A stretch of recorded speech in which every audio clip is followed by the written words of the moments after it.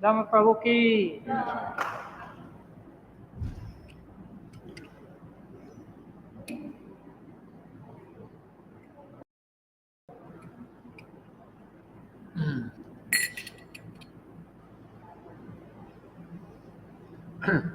Jaya Radha Madhava Kunja Vihari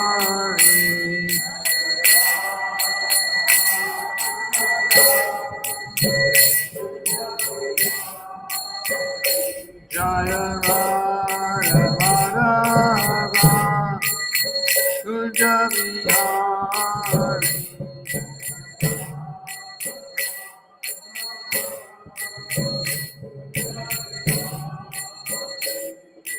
Gopi Jana Balava Girivaradari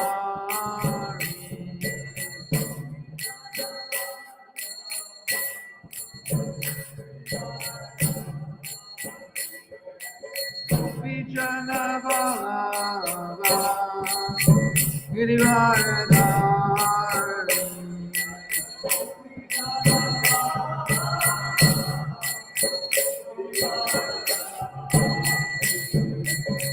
Yashoda Nandana Vrajana Nandana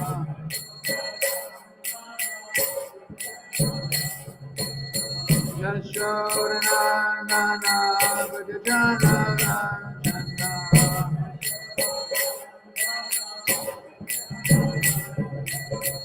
Yamuna Tira Manachari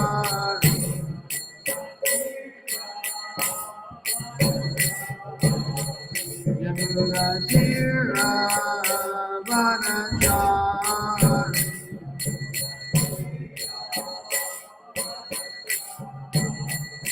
Jaya Radha Madhava Kunja Vihari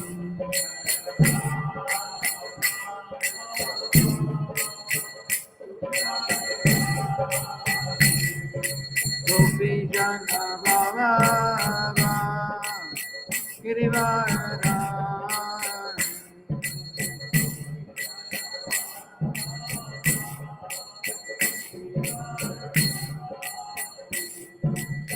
Yashoda Nandana Vrajana Nandana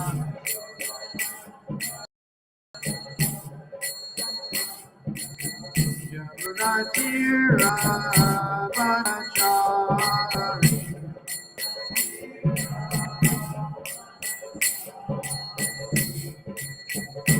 Hare Krishna, Hare Krishna, Krishna Krishna, Hare Hare, Hare Rama, Hare Rama, Rama Rama, Hare Hare.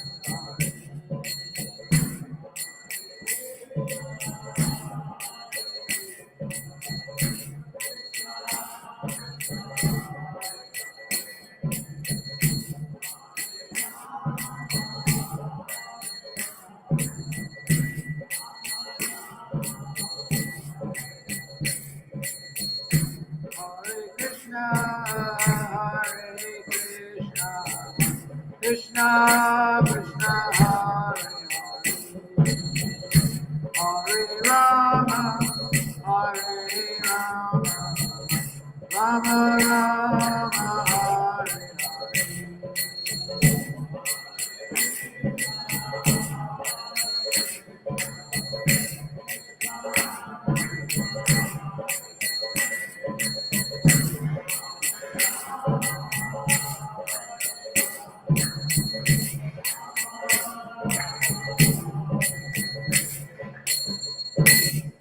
Shri Guru Prabhupada ki jai. Hare Krishna. So, of course, everyone knows today is Lord Ramachandra's appearance day, but it's which is celebrated everywhere. But we in ISKCON Miami, this is also a special day for us because this is also the anniversary, the 50th anniversary this year of the day that we installed our Gaura-Nitai deities, Lord Chaitanya and Lord Nityananda. So I think I'm the only one around here that was here at that time for the installation and thereafter.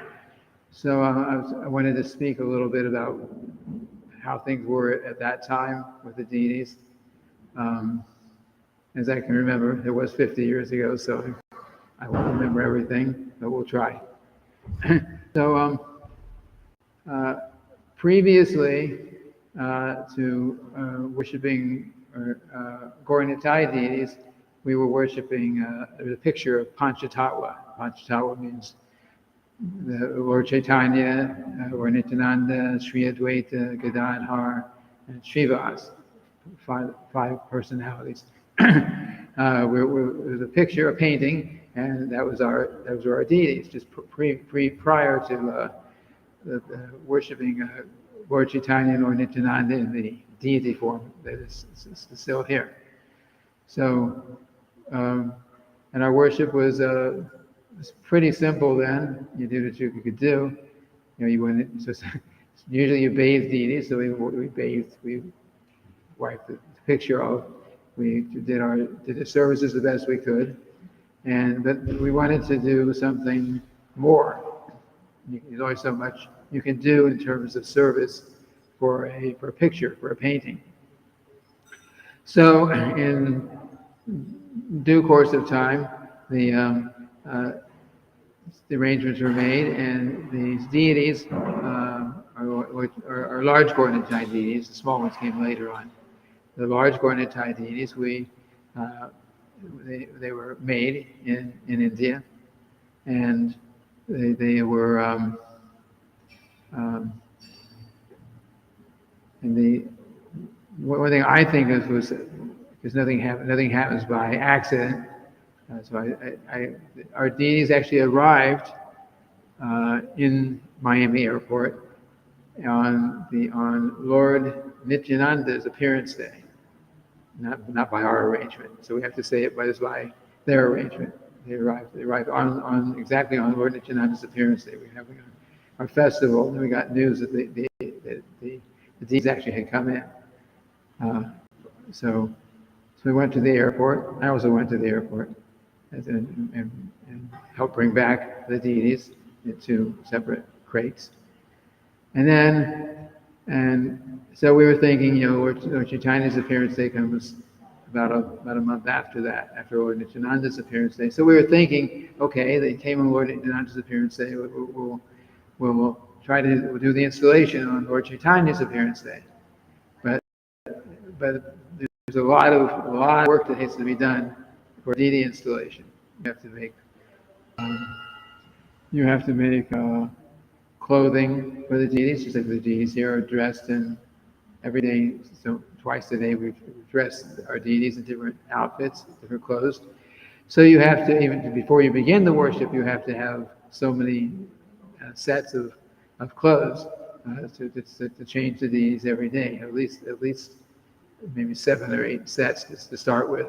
It's going to change every day. Actually, more than that, because you have to change in the night too. So we tried to do it.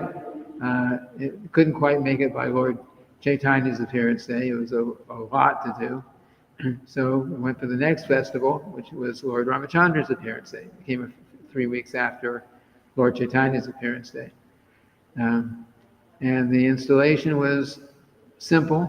Of course, I thought it was pretty complex at the time, but I've seen since then. I've seen what a more elaborate installation ceremony is like. But the ceremony at the time, basically, installation means that at the request of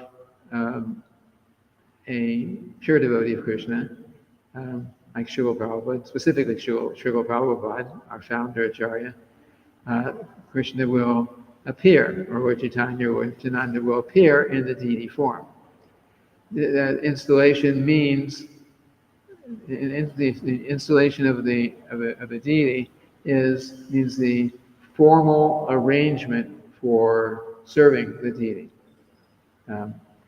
because Krishna is actually already present in his form. He's already present in his picture.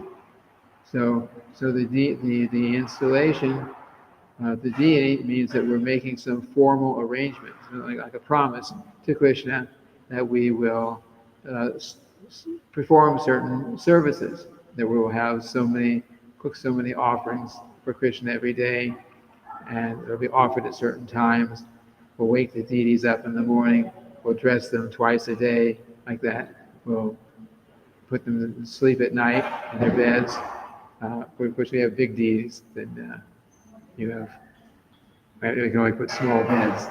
But anyway, you made so many arrangements were made like that. We had to decide what we could actually practically do, because the standard is that whatever standard you set, you're supposed to maintain that. The standard should never go down.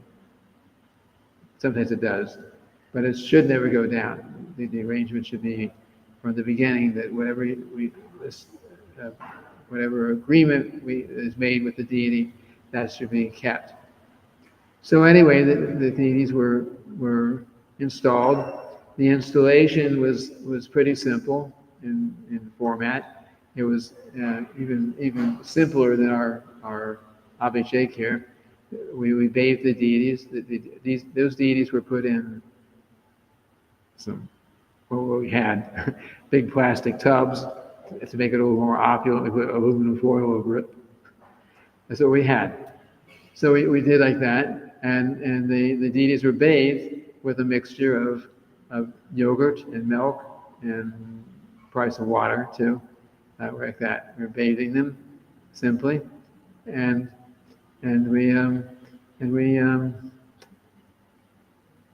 you bathe them and then you dress them. After they're bathed, you take them back on the altar, because the bathing is done publicly. They're wearing some simple cloth, and after that they're carried onto the altar. They are very heavy. They're almost 300 pounds each. So, and they were put on the altar, and then the first pujaris were engaged in dressing them in their new outfit. And the worship went on like that. I was hoping to get together some pictures. I have pictures actually of the deities from maybe not the installation day, but very soon after that. We have a lot of old pictures.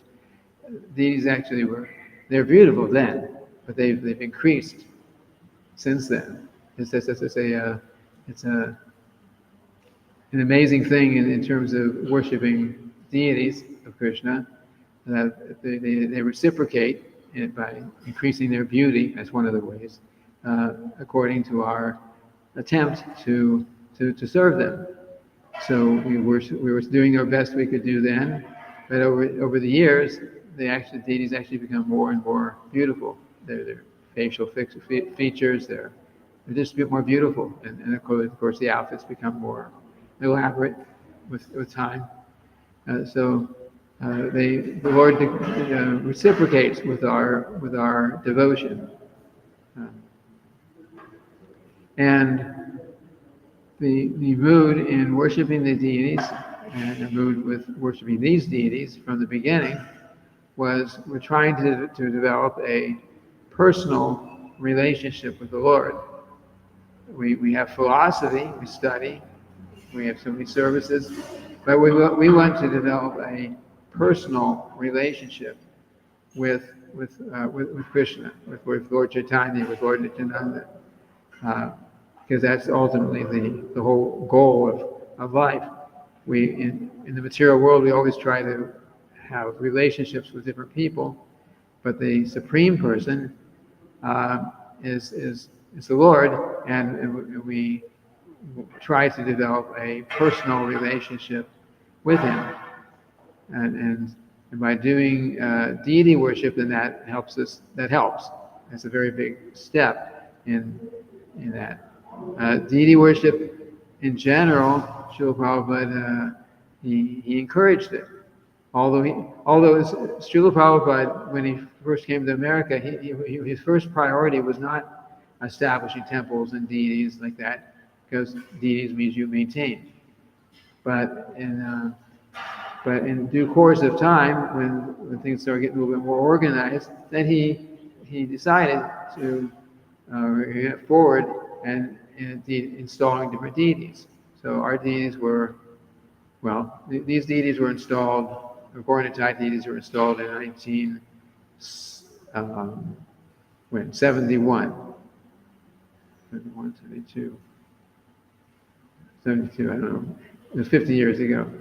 No, 74, what am I saying? 1974. 1974, 50 years ago, but which was still very early in the movement. It's only, you know, 8, 9 years since after Srila Prabhupada came, right? So, but the purpose of the deity worship was to develop a personal relationship, and because if you want to develop a personal relationship with anyone, any person, anywhere, any human being, then what do? You render some service. You give them you know, you give them a gift. You give them something. You serve them some nice food, prasadam. We're a devotee community. The food offered to Krishna, like that. You do. You reveal your mind to Krishna, in confidential. Please, Krishna, I'm having this problem. You help me to overcome this problem, like that. So this is all part of developing a personal relationship with Krishna. In deity worship, we put Krishna in bed at night. We go to sleep. We have a bed. We sleep in. So why should not God have a nice bed? We have nice clothing to wear. So why should God not have nice clothing? And we have the opportunity in this process of deity worship to make nice outfits for Krishna, to reveal our mind in a confidential way to Lord Krishna, to cook nice food, nice prasadam, nice offerings for Lord Krishna. We have that opportunity to do these things. It's actually a very wonderful service. In fact, in the Nectar of Devotion, which is the science of devotional service, is what it is. Nectar of Devotion is a book written by Srila Prabhupada, based on Srila Rupa Goswami's Hari Bhakti Vilas, and it's the science of devotional service, and there are 64 different kind of devotional activities mentioned. And of those 64 kinds of devotional activities that are mentioned in the Nectar of Devotion, 50, or more than 50, at least 50 of them are related to deity service. So, and Srila Prabhupada knew that if we didn't serve Krishna in a personal way, we would have a hard time becoming Krishna conscious. So he encouraged these deity worship, and he encouraged these deity installations. As soon as in some temple the devotees felt they could tell Srila Prabhupada that they had, we want to install this deity or that deity, and we have this many devotees who can take care, and here's a standard that we can maintain in terms of offerings and artics and dresses and so on. As soon as the devotees could show that Srila Prabhupada that we had some sincere desire to worship Krishna in this form, then he would usually give the okay, and then he would say, go ahead and do the installation, and then he would sometimes send somebody who was more senior in the movement at the time to do the installation. Sometimes he would do it himself. Srila Prabhupada would. In our temple, Srila Prabhupada gave the authorization, someone else came to do it. In any case,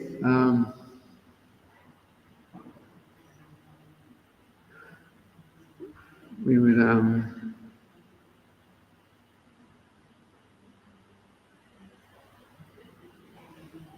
don't know, what can I, maybe I should ask if there are any questions, because I have so much, it helps.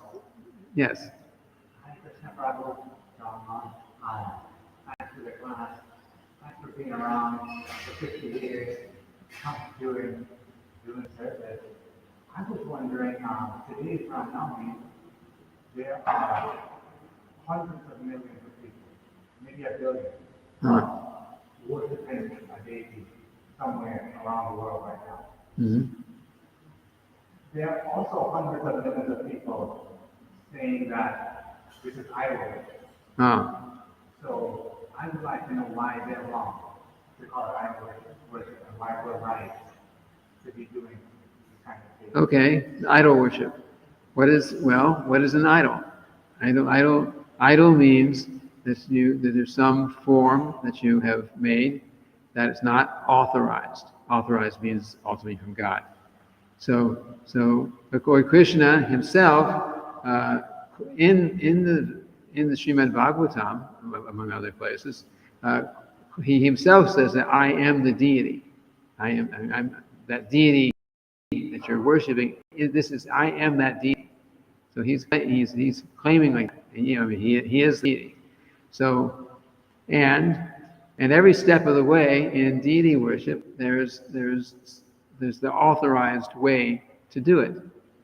So it starts off that Krishna himself claims like that he is the deity, and then there's a scripture, which I don't remember the name of it. It's part of the Vedas that actually describes in detail how each kind of deity, each form of Lord Chaitanya or Nityananda or Nrsingadev has many forms, Radha and Krishna and so many others. They're all described in this scripture. They look like this. They're different positions, and I think the different proportions of their, how tall they are. I mean the relative size of their arms and legs, and it's all given there. So this, and of course the Vedas come from Krishna.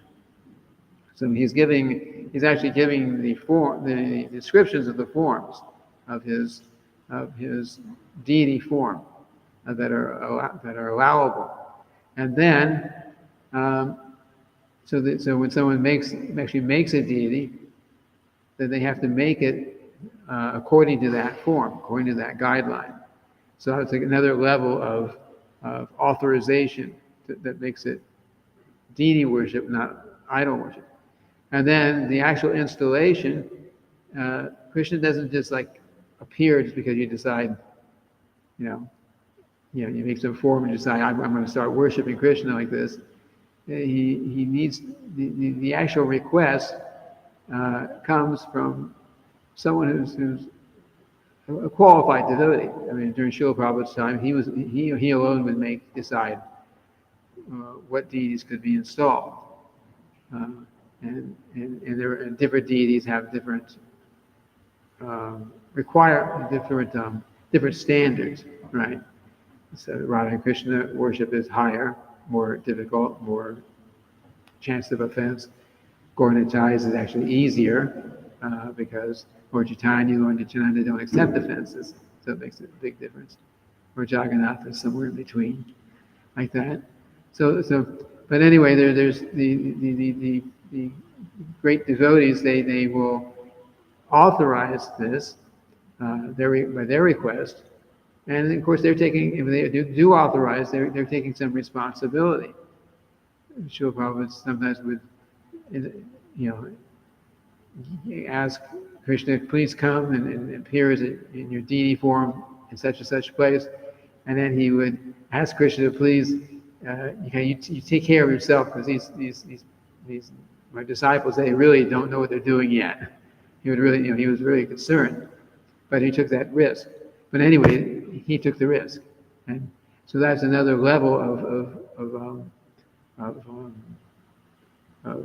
authorization. And then, of course, once the deity is installed, there are so many rules and regulations.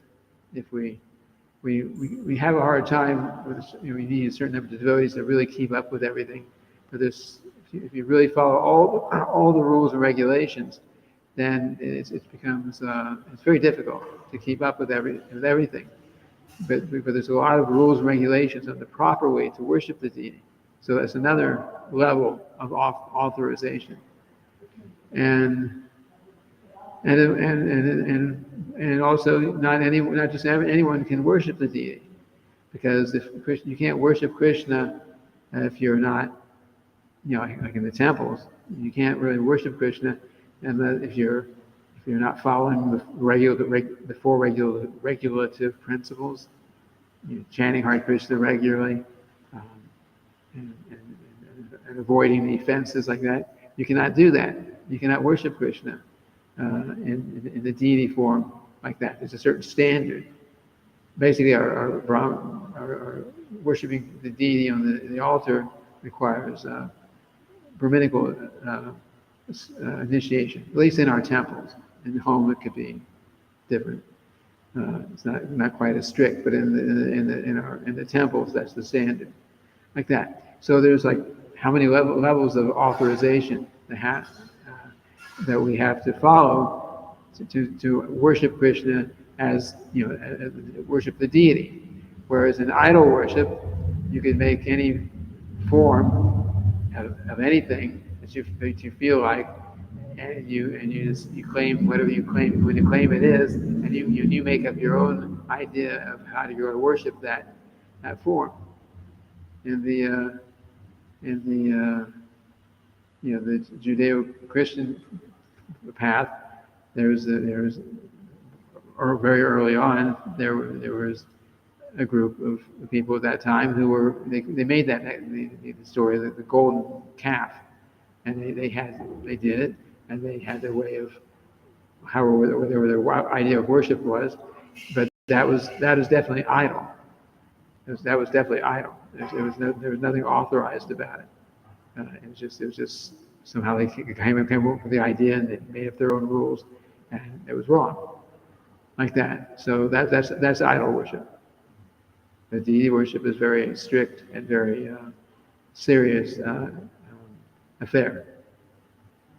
And if we worship the deity of Krishna, then we will advance in spiritual life. If we're careful to avoid the offenses, it's a very potent form of worship. In fact, as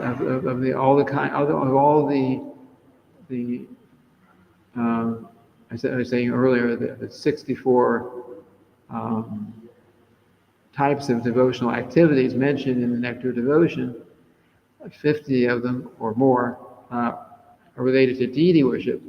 And of all the kinds of devotional activities, there's 5 which are most important. And also mentioned Nectar Devotion. One of them, of course, is chanting the holy names, chanting Hare Krishna. Another is associating with devotees. And one of them is, for sure, is worshiping the deity with faith and with love and faith. So of all of those devotional activities, one of the top 5 is worshiping the deity. So it's actually very important. And if you look at what Srila Prabhupada, how he established our temples, our ISKCON temples, then we'll see every temple there is some, not necessarily installed deities, because you may have pictures of deities, but there's some kind of worship. And the idea is when you offer your food to Krishna. So Krishna can appear in the picture form, but you're supposed to offer your food to Krishna before you eat it. So you offer to Krishna for his pleasure, and then we take the remnants. Just like after we finish speaking here, there's a nice feast, and that feast was offered to Krishna, and the spiritual benefit. There's a lot of spiritual benefit in taking prasad, but the deity is very important for that way too. So, yeah. If I may say something, I would like my father to say this and anything for now. Krishna has, I would say that Krishna has two forms. One form and one formless.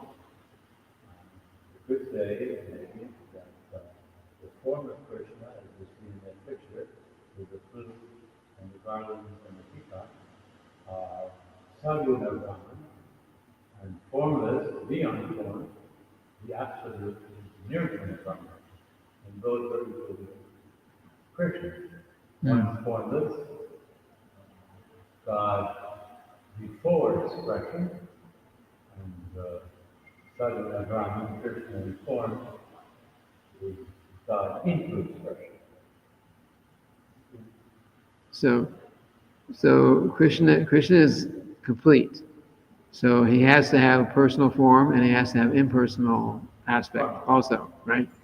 But the impersonal aspect, which we know normally as the Brahma Jyoti, that's actually Brahma Jyoti, the white light, Brahma Jyoti. What does the Jyoti mean? Brahma Jyoti. Effulgence is effulgence, yeah. It's effulgence. Actually, the Brahma Jyoti is the effulgence from Krishna's body. Yes. So that there is that, he has that impersonal side. The tradition of the Devatas initiated line is called the radiant body of the Guru who is God. He calls it radiant. Anyway, I don't want to discuss that. Yeah. So anyway, yeah, there are two aspects. There's a personal aspect, and there's the impersonal. But the personal aspect is the highest. The impersonal aspect is the effulgence of the personal aspect. So the personal is the most important. And we were talking about deities. So the deity, we help worshiping Krishna, worshiping our deities, and worshiping deities in general will help us to develop that personal relationship with the Lord. Thank you very much. Yes. Prabhu, I learned something tonight. Good. Thanks to you. There are many things to learn. Anyone else? Yes. I just wanted to share something that I was reading in Srimad Bhagavatam about Vidura and how basically when he was expelled from the palace, he was traveling to all the holy sites, and he would go to many temples, and he would see the deity form. But he was such an advanced devotee that in any deity that he went to, he was able to see Krishna within it. And so I thought that was so powerful, like that. For us, we do deity worship to kind of develop that taste to actually visualize Krishna and think about him. But Vidura was at such an advanced stage where he didn't need the deity. He looked at the deity and he already saw Krishna. Yes, because the deity is actually Krishna. The deity form the deity is Krishna. There's no doubt. And for a pure devotee, a perfectly, like we'll say like Srila Prabhupada, for such a advanced devotee like that, he could easily, and did actually, talk with Krishna. He could talk with him, you could hear from him. Srila Prabhupada even said, not just in the deity form, but on that level you have full realization of Krishna. Srila Prabhupada made it clear that even his books, he would write his books, but then he would sometimes he would be asked, "Oh, why are you reading your own books?" He said, "Because these are not actually my books. Krishna wrote the books. I was just instrumental." So it means Krishna is dictating, and if you know how Srila Prabhupada wrote his books, basically what we are reading in his books is just his dictation. If we write, maybe someone's exceptional like this, but if I was trying to write anything, and I've never tried to write a whole book, if I was trying to write anything, like I write the Srila Vyas Puja offering each year for this temple, I have to write it and rewrite it and rewrite it and rewrite it so many times over a period of weeks before I get it, so I feel right about it. So like that. But Srila Prabhupada, he would dictate exactly, the truth. He didn't have to go back and change it and rechange it himself. So like that, because Krishna was actually telling him what to write. And there's other instances of advanced devotees who wrote special commentaries and so on. They're hearing directly from Krishna, and they were just writing it down like that. So yes. Jairam.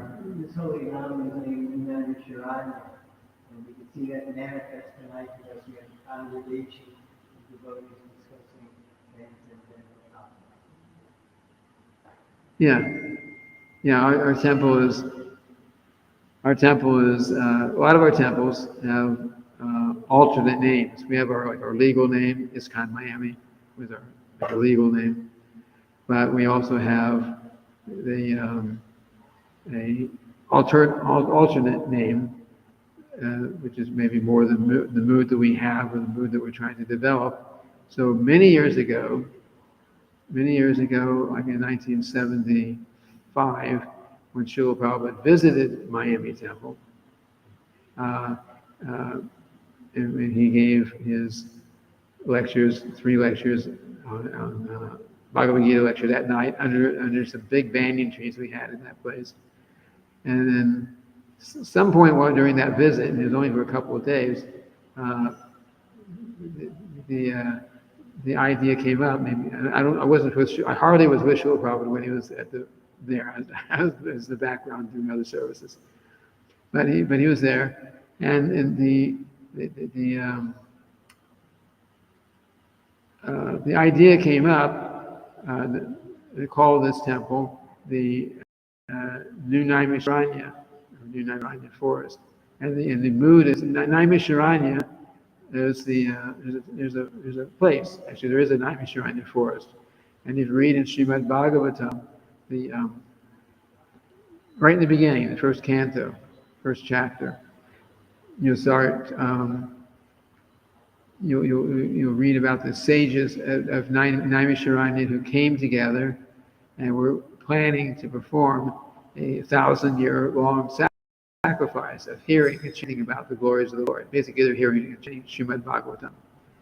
And so our mood then, and although we don't talk about it a lot, but I'm sure I feel the same way, where we have the same mood now, to regularly have classes, which we are again having at least in the mornings, classes on Srimad Bhagavatam, on the philosophy, and trying to hear it and speak about it and understand the philosophy as they were sages in Naimisharanya were also doing at that time. So that's our mood here. But we need, for anyone who's speaking, you need someone to speak, and for it to be complete, you need someone to listen, who wants to listen, who has the right attitude. The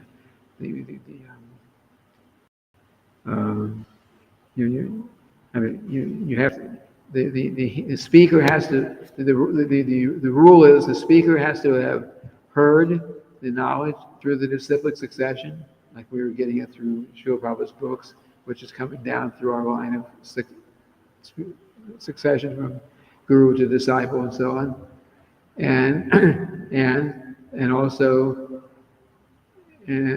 the speaker has to be free from all vice, which Srila Prabhupada describes as basically the 4 regulative principles that we follow: no eating meat, no sex, no intoxication, no gambling.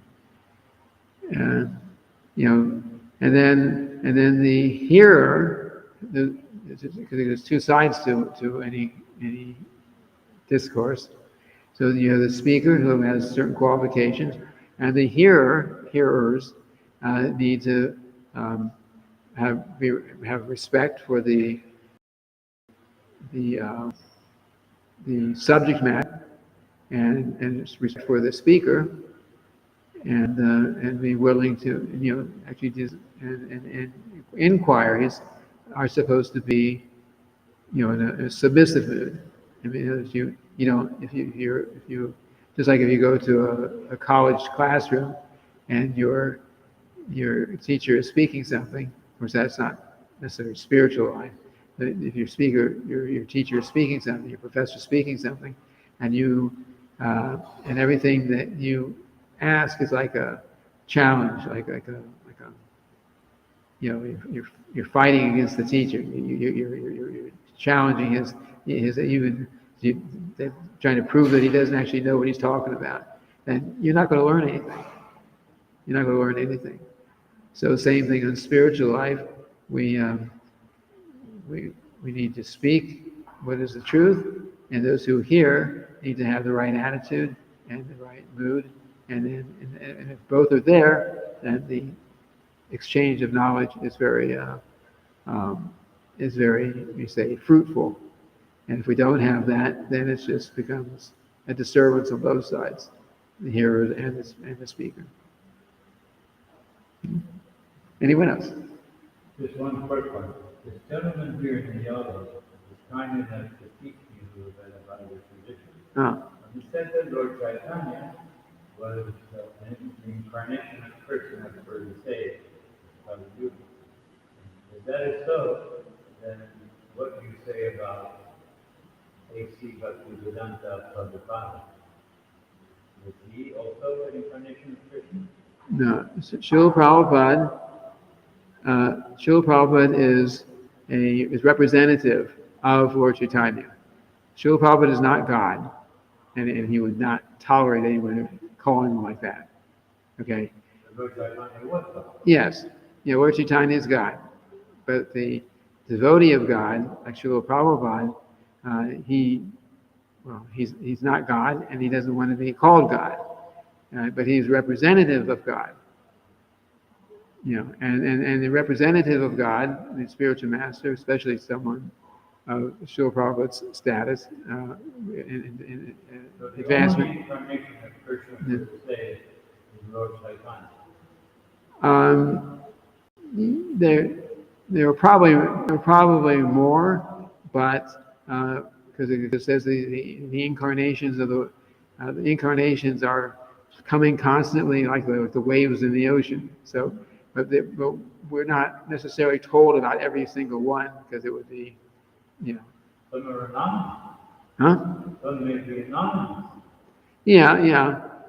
But anyway, there are many incarnations, but Lord Chaitanya is specifically it's called the Yuga Avatar. Yuga Avatar. Yuga means the age, like Kali Yuga.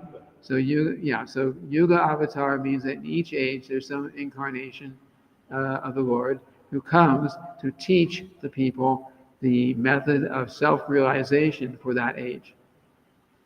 That's what they do. And so for this age, that is Lord Chaitanya. And he taught us particularly about the importance of chanting the holy names of the Lord. And he told a whole lot more than that, but the essence of it, the most important thing that anyone can accept is the importance of chanting the Hare Krishna mantra. And for the people in general, that's it. And Lord Chaitanya didn't speak deep philosophy to most people, but he did to some who were advanced. Ramananda Rai, Sarvabhauma Bhattacharya, we were reading about just the other day in Chaitanya Charitamrita. Rupa Goswami, Sanatana Goswami, Jiva Goswami. These are all great scholars, and they're all great devotees of the Lord. And so Lord Chaitanya gave them certain knowledge. And they expanded on that knowledge. That was their. And even Haridas Thakur, who was not normally thought of as a big scholar, but Lord Chaitanya spoke through him. There's a book called Harinam Chintamani, is basically is a discussion between Lord Chaitanya and Namacharya Haridas Thakur. Now, Haridas Thakur was Namacharya. He was in the time of contemporary with the Lord Chaitanya, and he was teaching the importance by his personal example and by his words, the importance of chanting Hare Krishna. So that particular book is a discussion where Chaitanya would ask him certain questions, but Lord Chaitanya empowered him from within the heart to speak exactly the perfect knowledge, which Haridas Thakur was acknowledging that this is, I know I'm speaking, but I know you were speaking through me, and you can read that book. It was written by Bhaktivinoda Thakur, one of our acharyas. I think it's going too long. We should. There's serving prasadam right now, and we will have one more arati tonight at 8:15. So thank you very much for coming. Hare Krishna.